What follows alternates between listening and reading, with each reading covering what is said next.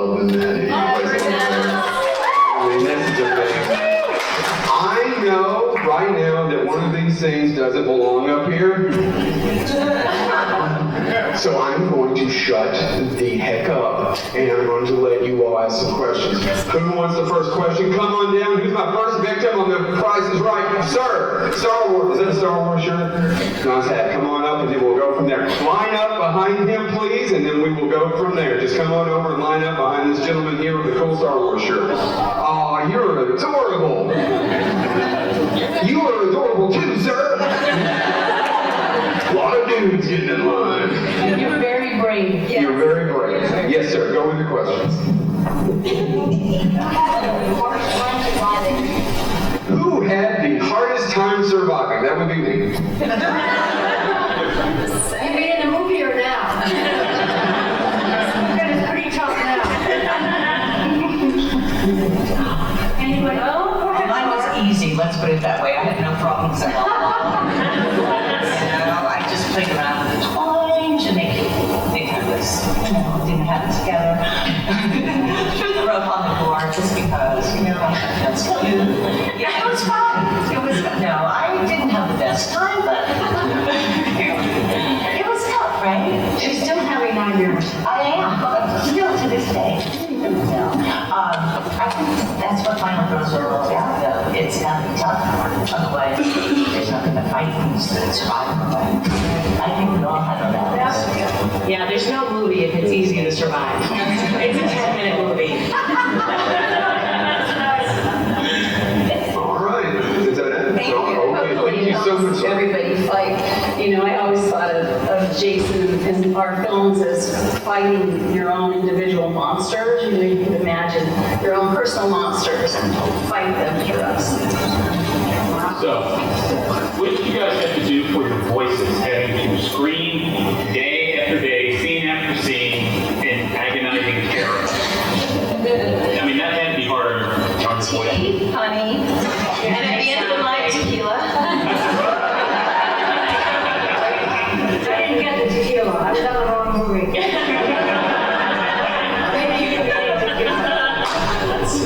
And I needed it. Some little It's true. Oh, we've got plenty of bourbon. cold nights. Sure, we all lost our voices at some point. And it was always a cold night. I don't care if you're shooting in the summer. For some reason, it's freezing on the night. So happy belated Friday the 13th. So one of the things I like to do is watch YouTube videos of people reacting, and it surprises me how many people still have not seen Friday the 13th, and they're watching it for the first time and reacting to it. They think that the first film is a twist, that it's Mrs. Voorhees. It's not a twist. Jason didn't exist in 1980. But my question is, how do you feel about people still finding these movies, finding new audiences all the time? Yeah, or the fact that you get this much love when you walk into the right room. It's humbling, yes. Grateful, very grateful. We get to act and and someone said you enjoy conventions. I love, because we work in a little black, box, so there's no one there. It's not an audience, it's not theater, so it's really nice to get to meet people. Yeah, I didn't know how popular it was at the time and how it was going to become so popular. So I'm very grateful coming to conventions. I get to see all the fans and they bring their children, there's new generations like you said, so it's been a real surprise. I'm very grateful. And thank you all for coming. We're very grateful.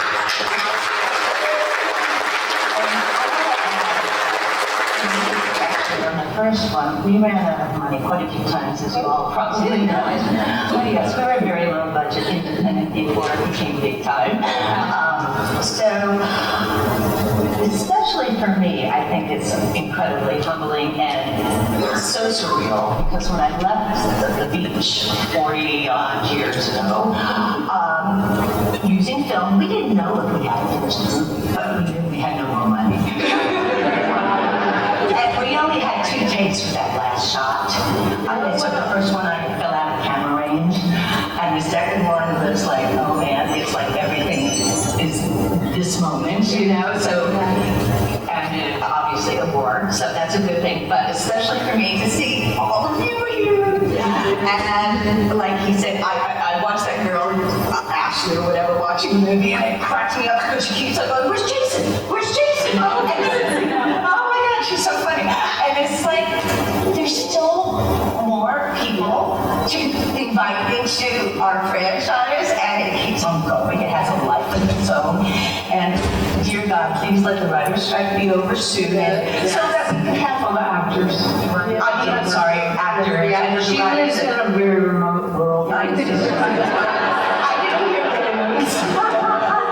You know, Oregon rural. I have Nizelles where I live still.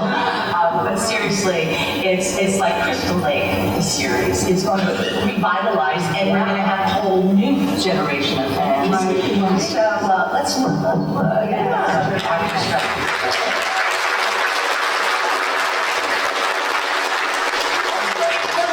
So little, it shows you if you have passion, anything's possible. Well, I like just the idea that people are seeing these films because there is sort of an enjoyment of just kitschiness and fun, as opposed to just, as they want to call it, torture porn or something like that. I mean, I think that's why we're all here is because it's really fun, like a roller coaster, not fun like real life. That's it. I think you all feel a release. Plus, in the confines of the theater or the living room, you feel safe. You know, and it's fun, especially since you know the ending. To watch over and over. And I think we need that sense of safety, especially now. Yeah. And escapism. Yes, sure. And I think these older films, there's more escapism, whereas the newer ones, from my point of view, are a little bit more violent, and I can't watch them. They're too real, you know, because life is really tough. So you kind of want to escape, and I think our films, even though they're horror films, they're fun. I don't think the new ones are fun, but that's just my opinion. Unless you're a freak and you like that kind of thing. There are some freaks in this crowd. There's a freak on the stage. It's her. Thank you. And we're gonna have a good time. Yeah. So I'm just curious if any of you have watched each other's films, and if so, which one, besides your own, which Friday the 13th is your favorite?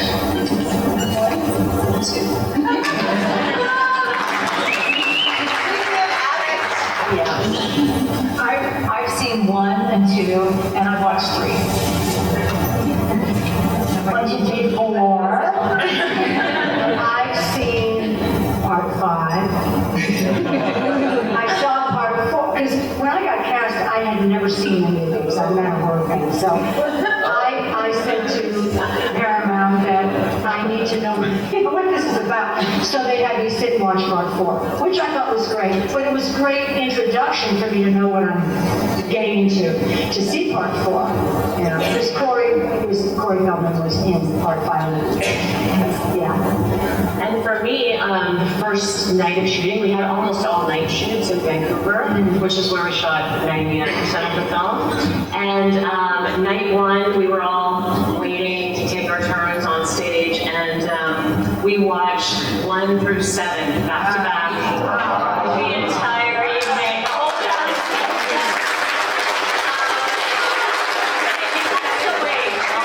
You know, then we didn't have tequila on the set, so we had to wait. It wasn't all that long. Oh, I think all of our budget went to booze. All of our budget went to rain machines. We had no budget. Yes, ma'am. Hi, I just want to know, what does your immediate family think about you being a part of the Jason franchise? Well, number 1, I don't like to say Jason franchise. How about Final Girl franchise?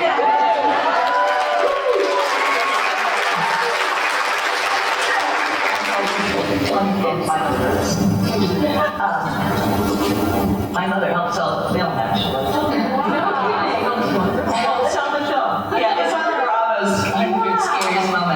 you how. So we finished the film, like November or whatever, for the pickup shot at the hospital at the end. So you all know that little thing was just added on at the last minute after they saw the jump scare worked. It was like, okay, now we need the sequel, right? So we did a little hospital shot. And then it took them, I think they did a really quick post because needless to say, not a whole lot of money. It was great.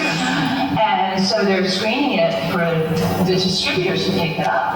And it's New York City Magna Studios, anybody can know. So this is, maybe 25 seats in the theater. And so Sean Cunningham tells me it's going to screen for a couple of distributors at the studios. And I say, my mom's in the city today. Can I have her come? And I haven't seen it either, right? So, that's Sean. So we're sitting in the second row. Sean is in the back row with the two guys sitting in the back. And we're good into the strip monopoly scene. And my mother's like this. Okay. Then we get to the infamous scene, and she is so ready. It's January, she's got her coat over there. She is ready to get out of it. She's seen enough. And she puts on her coat, and I'm like, and so she rolls her eyes, roll. And I was like, okay, have Dee do your music.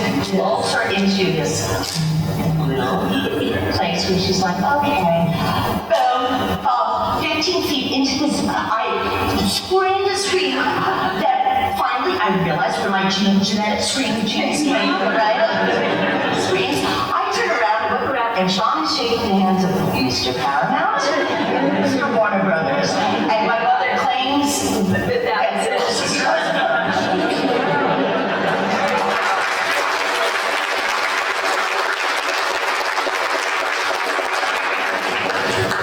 Okay. Hi ladies, how are you? It's a pleasure to meet you. I watched every single Friday the 13th movie. I always wondered how the movies were brought up to you, like whenever you guys were casting, like how was that brought up to you guys? I've always wondered that, like whenever you guys were casting. It's just a regular audition day. Regular audition? You get a slip of paper or a call from range, you go to an audition. And mine was called Birthday Bash to kind of hide the name. And went in, and then callback started, and I was a fan. So callback started, and my husband was reading the script, and went, this is Jason, this is Jason. I'm like, no, it's Steve. It is. Wow. It was exciting, really exciting for them. I had no idea what it was. And it was called repetition. And even if they had told me it was I wouldn't have known stuff. I didn't need to lie. And the audition process was pretty quick for me. And during the audition, there were lines to read, obviously. But then the director and Frank Mancuso Jr., who was the producer, said, I would like you to do an improv. So leave the room and enter, and as you enter the room, you're being murdered. You're calling every day. Yeah. So I said, can you give me a minute? So I closed the door. So I went in. The only thing I remember at the end was I was on the floor with my back to the wall and a whole group of Paramount people, and they were all like this. So I thought, well, I either did a great job and got this, or I was really terrible. Because it was the same face. But anyway, before I got home, they'd already called my agent, so it was a great fun. Yeah, very cool. Mine took the entire summer of 1979. It was an open call with every actor and actress in New York City between the ages of 15 and 30 showed up for an open call. And so it was callback after callback after callback, and then pairing and pairing and pairing. And then I got down to maybe the final 6 they were considering for Alice, and we all screen tested.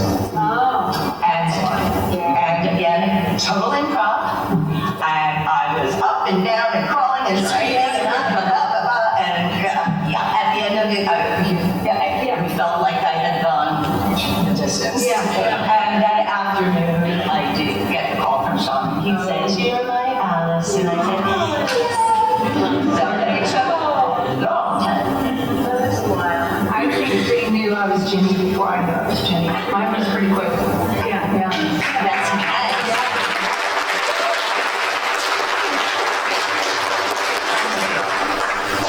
final girl.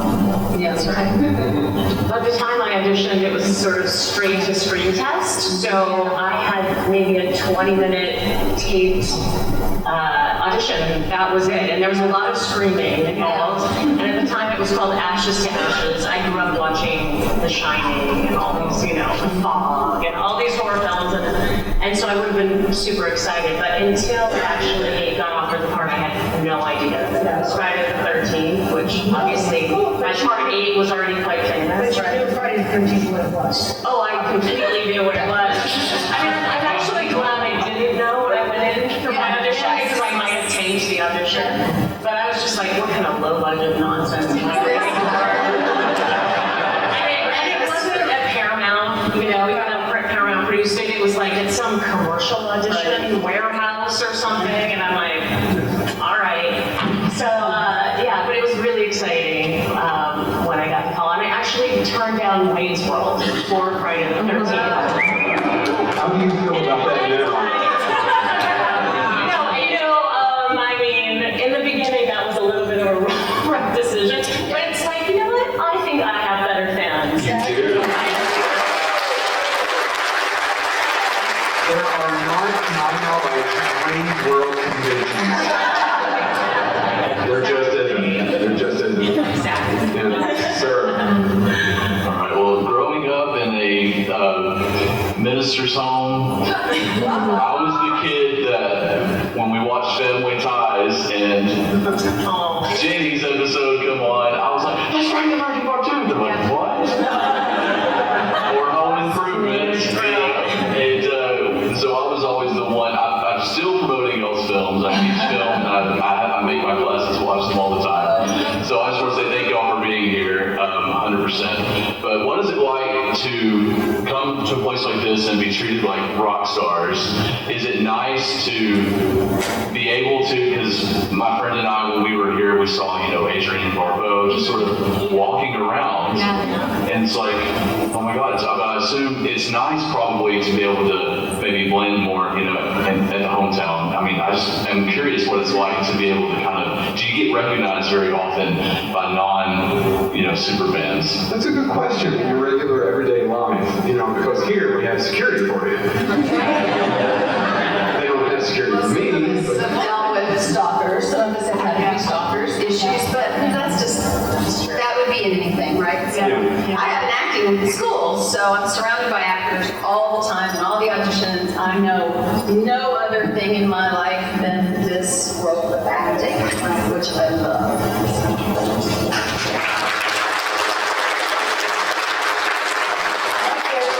Convention, I was thrown into a sea of fans, and I was scared to death, every single one of you guys.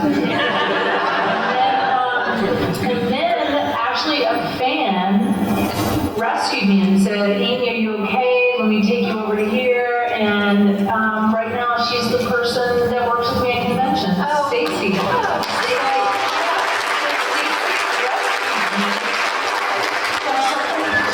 In the lobby at my first convention, 2004, is this what you're talking about? And I did not look the same. And she jumps out. You did. All right. I don't think I did, but who knows? My hair was longer, it was darker, whatever.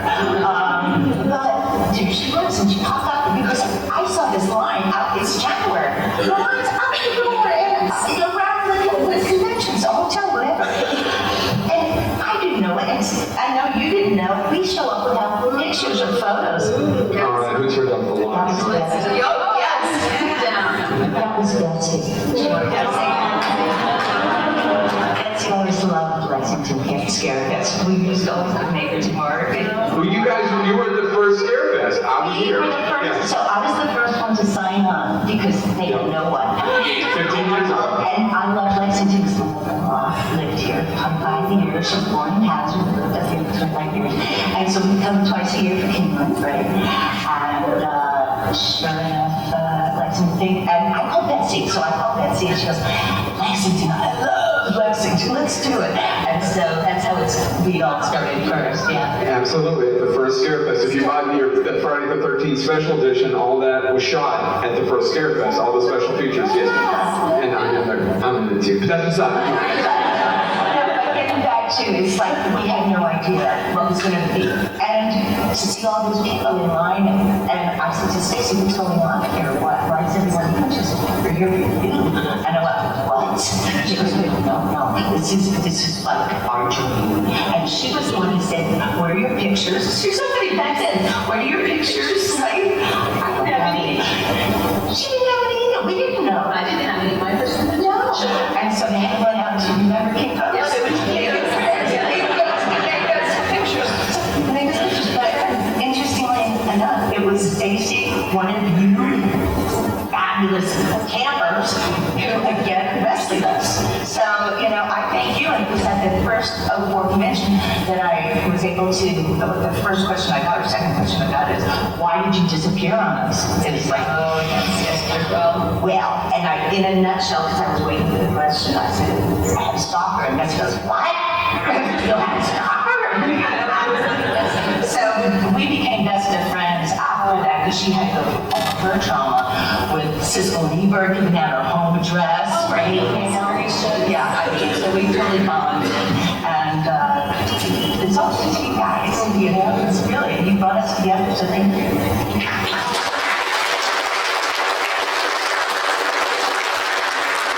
I'm nervous.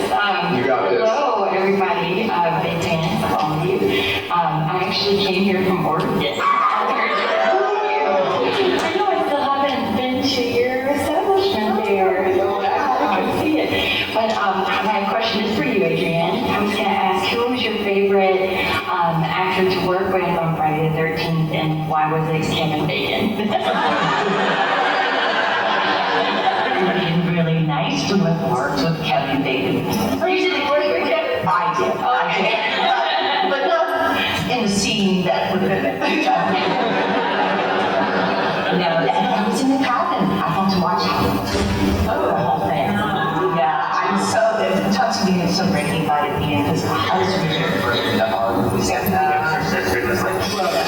so, as an artist, you'll appreciate this. Well, he took all the scare out of it once he showed me how the special effects were done. Yeah, he's incredible. And a genius. Again, Friday the 13th, perfect storm, right? But, of course, I forgot your question. What was it?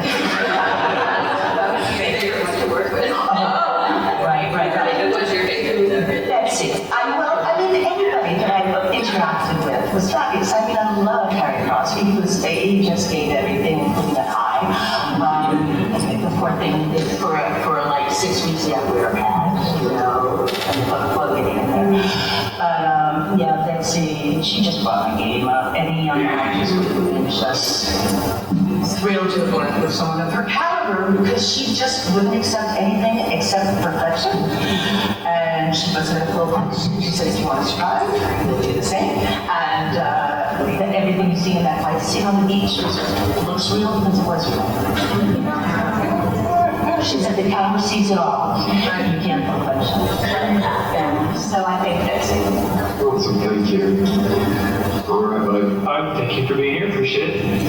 Friday the 13th is my favorite series of all time. This question, I kind of got a couple questions. The first one would be for everybody. What would be a favorite scene of yours that you were a part of? So you can kind of answer how you feel. And the second one is for Adrienne. Did you know in part 2 that you were going to be killed before you were on set? And I kind of want to know how that went. Because I think you should survive because obviously you were amazing. So.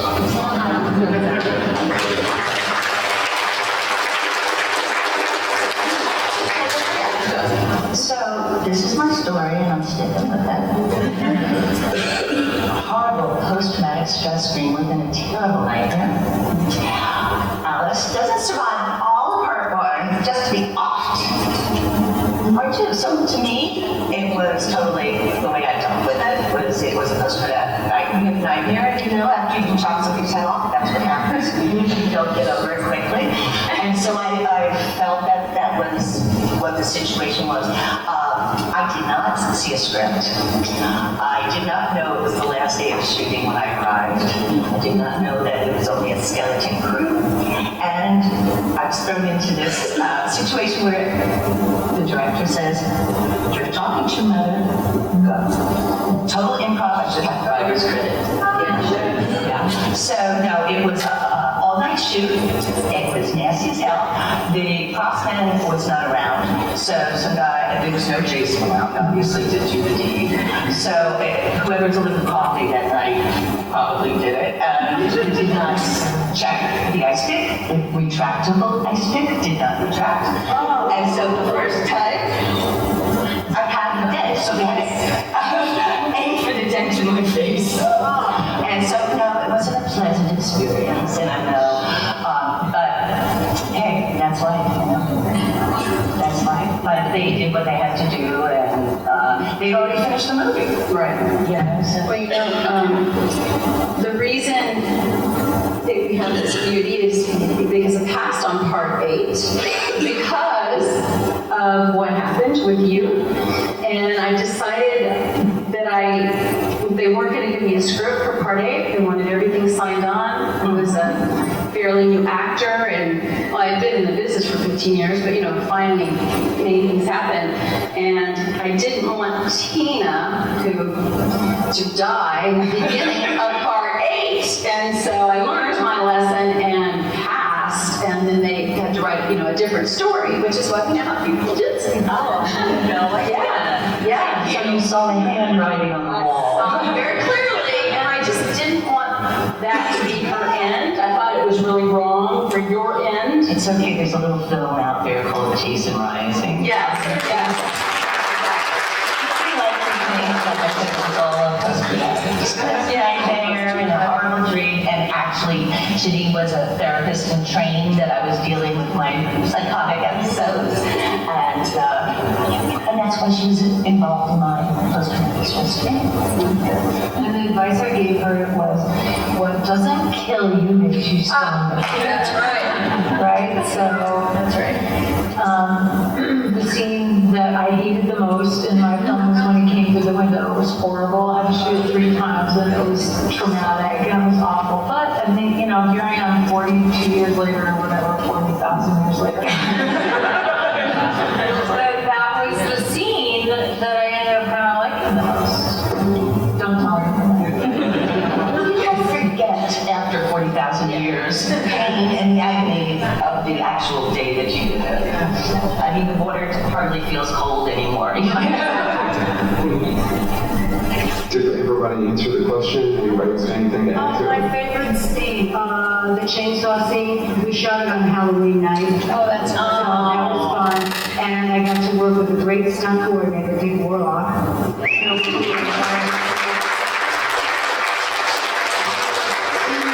Quite a bit because I was working with real stunt people and I am not. And so I had to get used to the chainsaw because it was real, not a prop. And when I got used to the weight of it, because I have to throw it with Tom Morga, and let's get this in one take. So I did. And Tom is still here, so of course I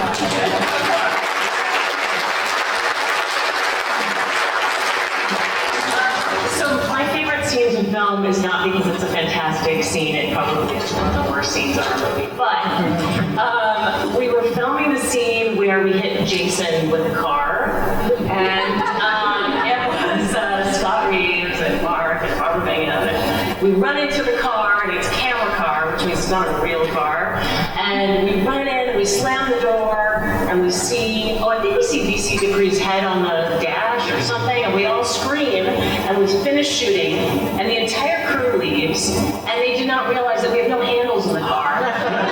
So we are all stuck in the back seat of this fake taxi, I think. And we're sitting there for like 5 minutes, 10 minutes, we're looking around like, is anybody gonna get us the hell out of this car? So finally, Scott, they're all off to like eating lunch at 4 in the morning, because that's where our lunch was. And so finally, Scott climbed over the seat and got into the front seat, rolled down the window, climbed out the window, so that he could let us out of the car. And no one even noticed, so like the whole cast got in the car. Yeah. You got into the business for the respect and the claim. Yeah, glamorous it is not. It is, yeah. I've never shot anything that's actually glamorous. Go purple. You got this purple. Thank you. Also, women in horror. Thank you for being here. So, Yeah.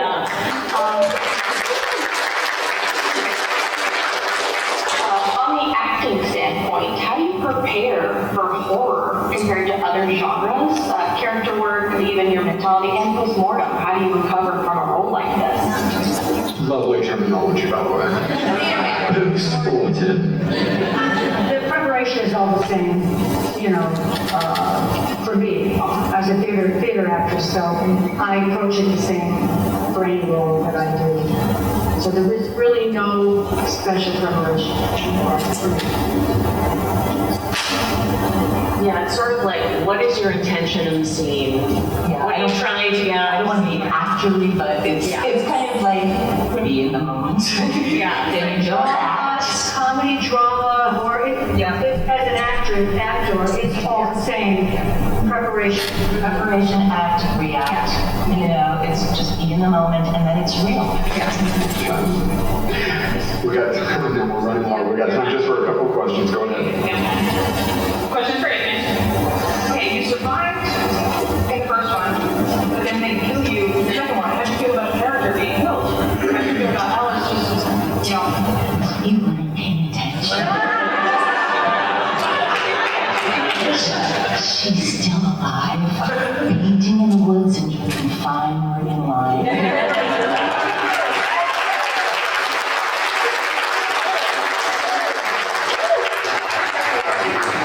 All right, we might have time to get through one or two more. I'm so sorry, guys, but they're going to be here all week. But let's go. I would like to thank you all for being here, and not only is Friday the 13th my favorite slasher franchise, but I can't think of a better cast than Mama Girls.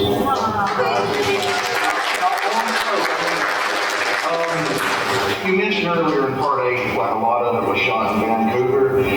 Given how expensive a city like New York is to shoot in, I was wondering, like, was there any like scenes that were either compromised or cut out due to budget concerns? No, I think, we showed up this ragtag group to New York, and we had, 3 days to shoot everything, and we actually ended up shooting, they shut down Times Square for us at around 1 a.m.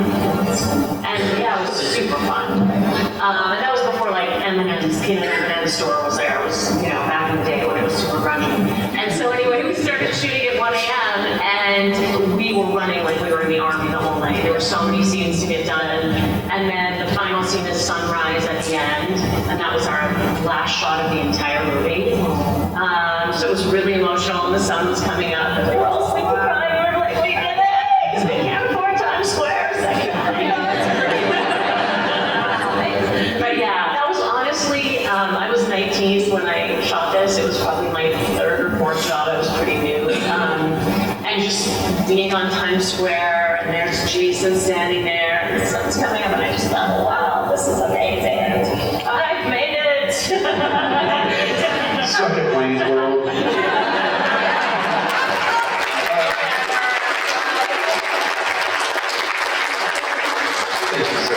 Thank you. All right. I'm so sorry to the rest of you, but I'm actually going over a little bit, but let's make it quick. Come on, bud. You got this. One more question. Thank y'all for being here. Super big, lifelong Friday the 13th fanatic. But I know it's been 14 years since we had a Friday the 13th film, mainstream film. But if you have not seen Jason Rising, please go see it. If you've not seen Roseblood, definitely go and take the time to find those on YouTube or Blu-ray. Thank y'all. But Friday the 13th Part 6, Final Girl, Jennifer Cook. Does anyone know what's going on with her? Ask Stacy, she knows All right, we don't have an answer. Okay, do you want to do it? You got a question? The dog's got a question. Hell, I can't think of a better way. Go, make it quick.